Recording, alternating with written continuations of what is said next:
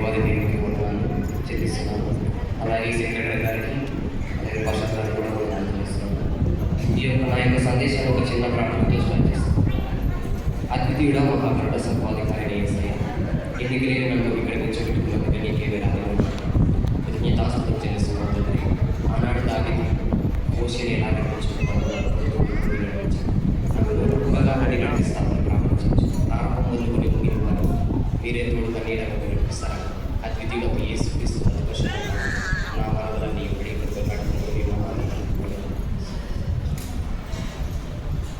నేడు నీవు నాతో కూడా పరదేశంలో ఉండు. Today you will be with me Paradise కదా. యేసుక్రీస్తు శిలువలో పలికిన రెండవ మాట కదా. దానికంటే ముందు మనకు పరదేశి అంటే ఏం తెలియదు కదా.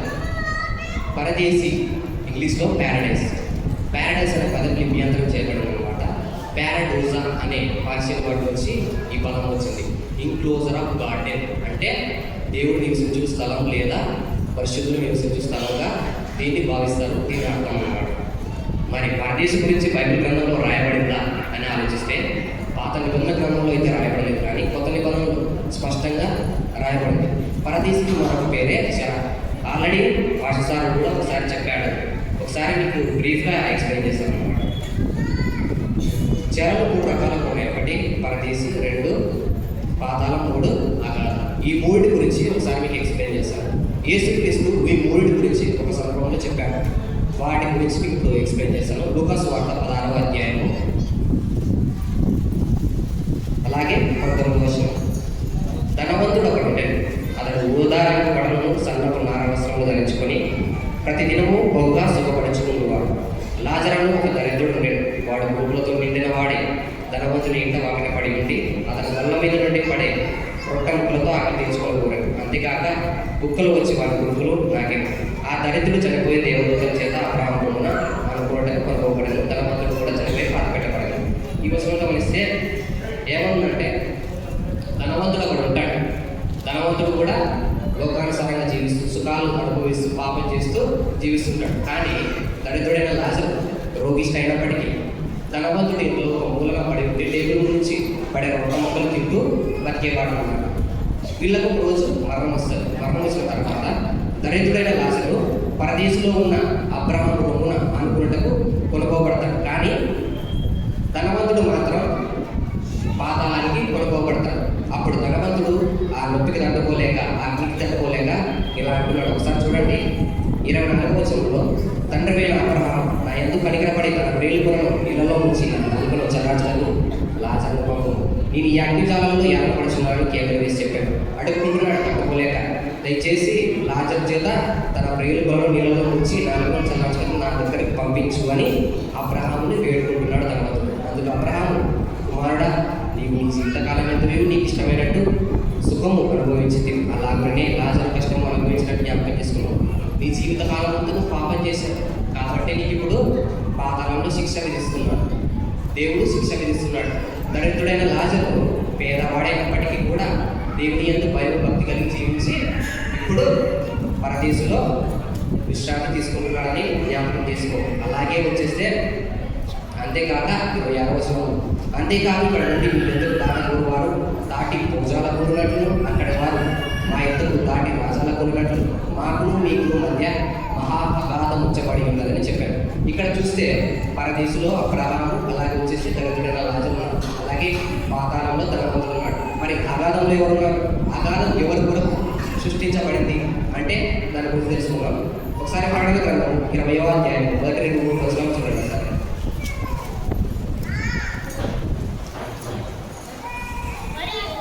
మరియు పెద్ద సంఖ్యల చేత పట్టుకుని అగాధం యొక్క తాళం చెవుల యొక్క పూత పరలోకం నుండి దిగి వచ్చిన చూస్తుంది. అతడు ఆది సర్పము అనగా అపవాది సాతాను అనగా అక్కడ సర్పము పట్టుకొని 1000 సంవత్సరాలు వారిని బంధించి అగాధంలో పడివేశారు. అంటే ఇక్కడ అగాధంలో ఎవరు పడివేస్తున్నాడు? ఆది సర్పము అంటే సాతాను పడివేస్తున్నాడని మనకు స్పష్టంగా అర్థమవుతుంది కదా. ఇప్పుడు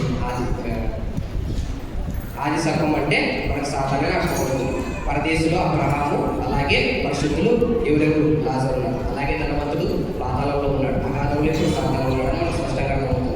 మరి ఈ పరదేశి ఇంకా భూమి కింద ఉందా అంటే అంటే లేదు. ఒకసారి రెండవ కొరింథీయులకు రాసిన పత్రిక 12వ అధ్యాయం 2వ వచనం చూడండి. క్రీస్తునందున్న ఒక మనుషుని నేను ఎరుగుదును, అతడు 14 సంవత్సరాల కిందట 3వ ఆకాశములకు కొనుక్కోబడేది. అలాగే ఎఫెసీయులకు రాసిన పత్రిక 4వ అధ్యాయం 8వ వచనం చూడండి. అందుచేత ఆయన ఆరోహణమైనప్పుడు చెరను పట్టుకొని పోయాడు. ఇక్కడ చూస్తున్నారా, చెరను అంటే పరదేశులు చెరగా పట్టుకొని పోతారనమాట. ఎవరు?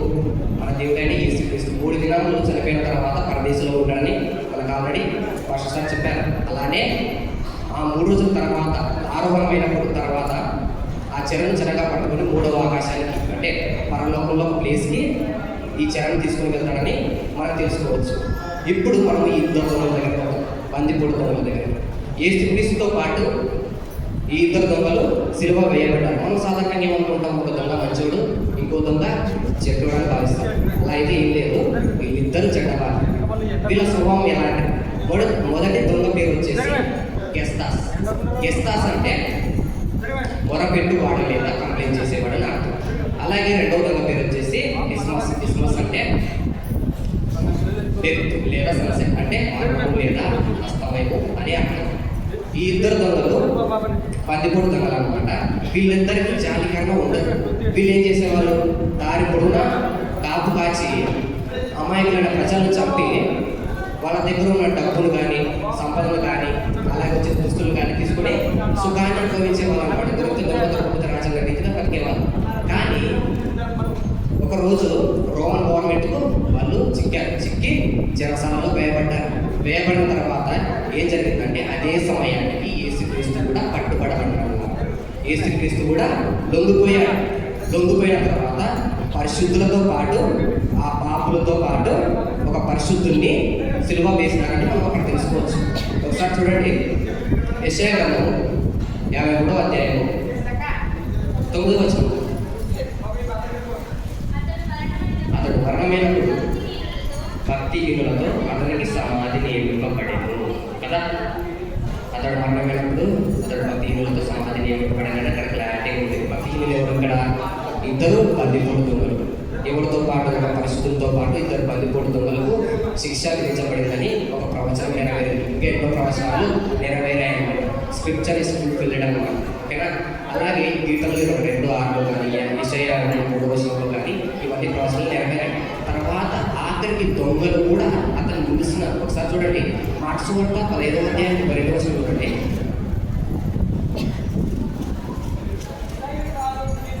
ఇశ్రాయేలు రాజు క్రీస్తు ఇప్పుడు శిలువ మీద నుండి దిగి రావచ్చును, అప్పుడు మనం చూసి నమ్మదమని ఎవరితో చెప్పుకోలేదు. ఆయనతో కూడా సిలువ వేయబడిన వారు ఆయన నిందించారు. ఆయనతో సిలువ వేయబడిన ఇద్దరు దొంగలు కూడా అతన్ని అవహేళన చేస్తున్నారు. మనం కూడా అంతే, తెలిసి తెలియకపోయినప్పుడు అతనికి వాళ్ళకి అసలు యేసుక్రీస్తు అంటే కూడా సరిగ్గా తెలియదు. కానీ ఆ యూదులు హింసిస్తున్నారు, ఆ యూదులు మాట్లాడుతున్నారు కదా అని ఏదో ఒకటి అనేస్తున్నారు అన్నమాట.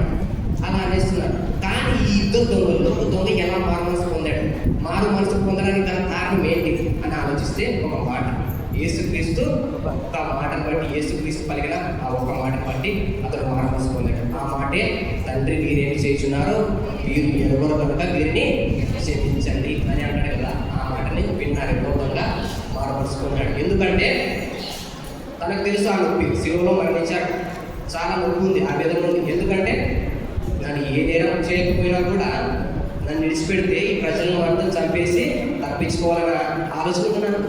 కానీ ఈ పరిశుద్ధుడు, ఇతడికి ఏ నేరం చేయలేదు ఇతడు, కానీ మాటలు పడుతున్నాడు. కొరడాలతో కొట్టారు ఆ ప్రజలు, అలాగే ఉమ్మి వేశారు, అలాగే గుండ్ల కిరీటం కూడా పెట్టారు.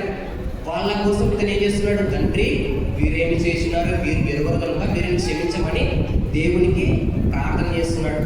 ఆ మాటలు విన్న ఆ బందిపోటు దొంగ హృదయం కూడా కరిగిపోయిందండి. కరిగిపోయి మారు మనసు పొందినాడు. మారు మనసు పొంది ఇలా అంటున్నాడు మొదటి దొంగతో. ఒకసారి చూడండి, లూకా సువార్త 3వ అధ్యాయం 41వ వచనం. మనకైతే ఇది న్యాయమే. మనం చేసిన వాటికి తగిన ఫలం పొందుచున్నాము కానీ ఈయన ఏ తప్పిదం చేయలేదు అని చెప్పారు. ఇక్కడ చెప్తున్నాడు కదా, అతను తన తప్పులు తెలుసుకున్నాడు. రెండవదంగా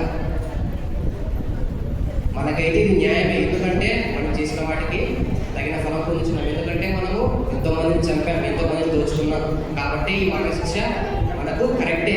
కానీ తను ఏ తప్పు చేయలేదు, అయినా కూడా నువ్వు ఇంకా నిందిస్తూనే ఉన్నావు. ఒకసారి చూడండి 42వ వచనంలో, ఆయనను చూచి యేసు, నీవు నీ రాజ్యంలోనికి వచ్చినప్పుడు నన్ను జ్ఞాపకం చేసుకోమని.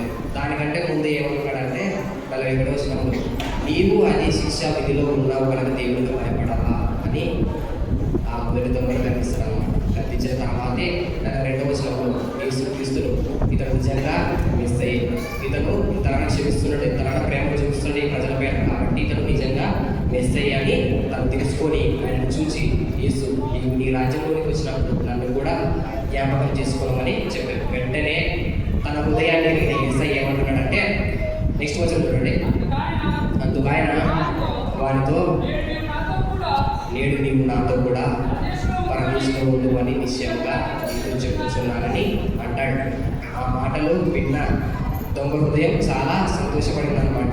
అప్పుడు వెంటనే అతనికి రక్షణ కలిగింది. ఒకసారి చూడండి యేసుక్రీస్తు స్వభావం ఎలాంటిది. చివరి క్షణాల్లో కూడా ఒక దొంగను రక్షించి వెళ్తున్నాడు. యేసుక్రీస్తు చనిపోతూ కూడా ఒక ఆత్మను రక్షించాడని మనం తెలుసుకోవచ్చు. ఒకసారి ఆలోచించండి, మనం మొదటి దొంగలే ఉన్నామా, లేకపోతే రెండవ దొంగలే వారు మనసు పొంది రక్షణ పొందుతామా? అన్యులు అంటున్నారు ఏమనంటే వాళ్ళ జీవితాలు అర్థం కాక ఇలా శాశ్వతంగా చెప్తున్నారు అనమాట. అసతోమ సత్యమయ, ఓ దేవా అసత్యంలో ఉన్న దేవా మమ్మ సత్యంలో నడిపించు. తమసోమ సత్యోదయమయ అంటే చీకటి నుంచి మమ్మల్ని నిలబడి నడిపించు. అలాగే మృత్యుమ అమృతంగమయ అంటే మృత్యుంలో ఉన్నాము దేవా, దయచేసి మరణం నుంచి మమ్మల్ని జీవంలోకి నడిపించుకోవాలి. మనకు డైరెక్ట్గా యేసుక్రీస్తు తెలియజేస్తున్నాడు. యోహాను సువార్త 14వ అధ్యాయం నేనే మార్గాన్ని, సత్యాన్ని, జీవాన్ని.